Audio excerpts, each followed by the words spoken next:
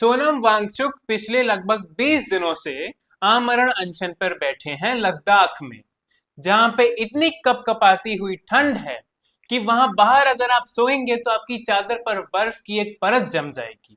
3 फरवरी को लद्दाख में बहुत सारे लोग धरने पर बैठते हैं और उनकी मांग साफ होती है कि लद्दाख को 6th शेड्यूल में संरक्षण मिले। संविधान में 6th शेड्यूल क्या है मैं आपको बता देता हूँ। जब भारत आजाद हुआ तो ऐसी बहुत सी जगहें थी, खासकर नॉर्थ ईस्ट में, जैसे नागालैंड और मिजोरम जैसी जगहों पर, जहां पे आदिवासियों की संख्या ज्यादा थी और साथ में आदिवासी लोग अपनी एक संस्कृति और एक सभ्यता के साथ जीते थे और उन्हें काफी गर्व था उस संस्कृति पर। वो नहीं चाहते थे कि अगर एक साथ वो समाज का हिस्सा बन जाएंगे तो उससे उनकी जो खुद की सभ्यता है, खुद की जो सांस्कृतिक रीति रिवाज है, वो सब टूट जाएंगे या पीछे छूट जाएंगे। तो इसलिए उनकी संस्कृति को संरक्षण देने के लिए 6th शेड्यूल बनाया गया, जिसके मुताबिक जो भी ऐसी जगहें हैं वहां पे वो समाज अपने हिसाब से ही अपने जो भी उनके काम है अपने समाज में, जिस तरीके से वो आज तक चलाते आए हैं अपने समाज को, वैसे ही चलाने का हक उनके पास होगा। लद्दाख को वादा किया गया था कि उसे सिर्फ यूनियन टेरिटरी नहीं बनाएंगे, उसे यूनियन टेरिटरी विद लेजिस्लेचर बनाएंगे, दिल्ली की तरह। यानी कि लद्दाख के लोग भले ही यूनियन टेरिटरी में होंगे लेकिन पार्शियल स्टेटहुड, उन्हें वोट डालने का मौका मिलेगा, उन्हें प्रदेशी स्तर पर अपने नेताओं को वोट डाल के अपनी सरकार बनाने का मौका मिलेगा। लद्दाख को 6th शेड्यूल में संरक्षण देने की बात चली भी थी और केंद्र सरकार से इस पे बातचीत हुई भी थी, लेकिन केंद्र सरकार ने अंत में रुख बदल लिया और इस डिमांड को ठुकरा दिया। उसके बाद से लद्दाख में लोगों ने ये धरना देना शुरू किया। सोनम वांगचुक लद्दाख से ही हैं और वहीं पे समाज सेवा का काम करते हैं। उन्होंने निर्णय लिया कि वो 21-21 दिन के भाग में आमरण अनशन पर बैठेंगे ताकि लद्दाख को 6th शेड्यूल में संरक्षण मिले, ताकि लद्दाख में जो लोकतांत्रिक हक देश के हर निवासी को है, वो हक हर एक लद्दाख में रहने वाले लद्दाख के निवासी को भी मिलना चाहिए। सबसे बेसिक तौर पर इनकी डिमांड है कि किसी तरीके का लोकतांत्रिक हक हमें मिलना चाहिए जिससे हम वोट डाल के अपना उम्मीदवार चुन सकें और अपनी किस्मत खुद लिख सकें। केंद्र सरकार हमारी किस्मत नहीं लिखेगी।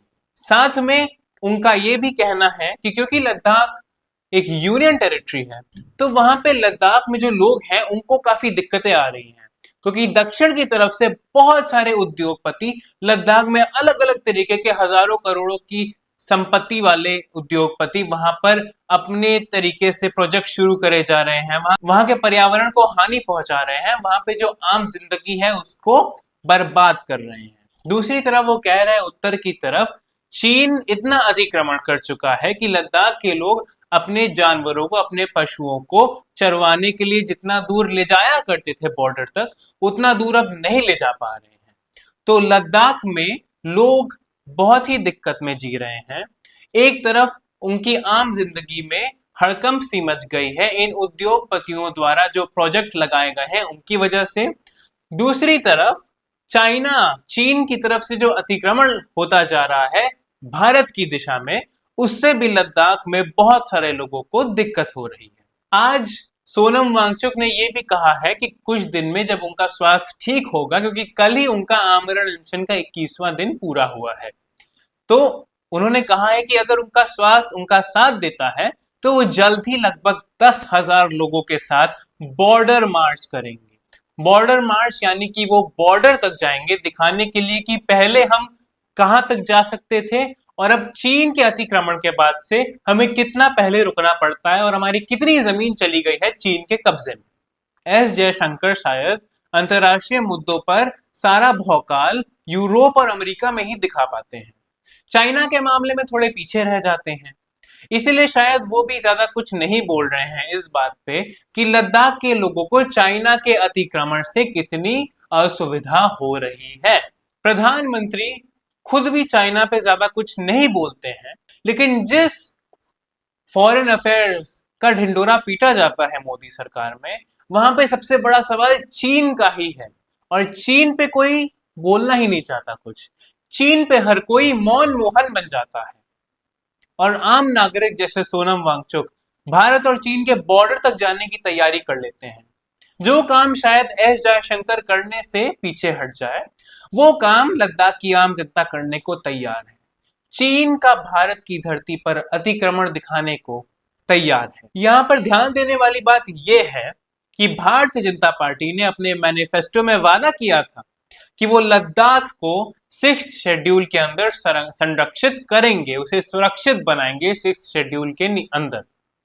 और अब भारतीय जनता पार्टी दोनों बार 2014 के चुनाव में, 2019 के चुनाव में, चुनाव भारी बहुमत से जीतने के बाद भी अपने वादे से पीछे हट गई। सोनम वांगचुक की खुद की जो स्थिति है वो बहुत अच्छी नहीं है।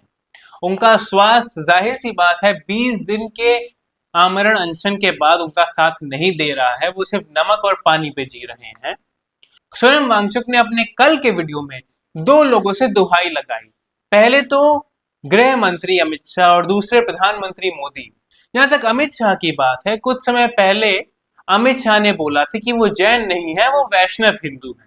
तो इस बात को ध्यान में रखते हुए सोनम वांगचुक ने कुछ लाइनें कही। वैष्णव जन तो तेने कहिए, पीर पराई जाने रे, पर दुखे उपकार करे तोए, मन अभिमान न आने रे। सोनम वांगचुक ने इन लाइनों को कहा और इनका सीधा सीधा मतलब है कि वैष्णव तो उन्हें कहा जाता है जो दूसरे की पीड़ा समझते हैं और अपने अभिमान को साइड रखकर दूसरों का उपकार करते हैं, अपने अभिमान को आगे नहीं आने देते हैं, दूसरों का उपकार करना जानते हैं, दूसरों का उपकार करते हैं और हमेशा दूसरों की परेशानियों को अच्छे से समझते हैं। ये बात उन्होंने कही गृह मंत्री के संदर्भ में। जहां तक प्रधानमंत्री की बात है, वहां पे उन्होंने रामचरितमानस से कुछ लाइनें कही। रघुकुल रीत सदा चली आई, प्राण जाए पर वचन न जाए।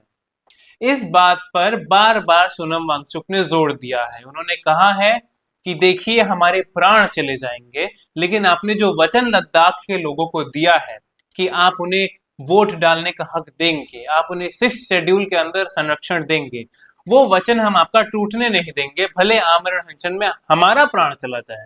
इस देश में सबका प्राण एक बराबर है, सिवाय उनका जो सत्ताधारी दल है, सिवाय उनका जो सरकार में है, सिवाय उनका जो सत्ताधारी दल के हिस्सा है। जहां तक सोनम वांगचुक की बात है, पिछले 21 दिन के आमरण अनशन में सोनम वांगचुक को इतनी अटेंशन नहीं मिल पाई कि वो केंद्र सरकार के लिए एक चिंताजनक विषय बन जाए।